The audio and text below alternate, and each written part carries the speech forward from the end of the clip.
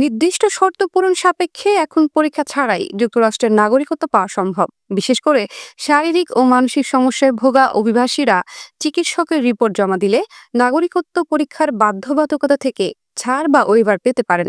জানা গেছে, memory loss, ডাইমেনশিয়া, Alzheimer সহ স্বীকৃত কোনো অসুস্থতার প্রমাণ থাকলে পরীক্ষার সব অংশ থেকে অব্যাহতি দেওয়া হয়। এক্ষেত্রে N-400 ফর্মের সঙ্গে চিকিৎসকের পূরণকৃত N-648 ফর্ম জমা দিতে হয়। বয়স 65 বছরের ঊর্ধ্বে আবেদনকারীদের জন্য প্রক্রিয়াটি তুলনামূলকভাবে সহজ, তবে বয়স কম হলেও চিকিৎসা সংক্রান্ত প্রমাণ থাকলে ছাড় পাওয়া সম্ভব। এছাড়া দীর্ঘ সময় যুক্তরাষ্ট্রে অবস্থানকারীদের জন্য বিশেষ সুযোগ রয়েছে।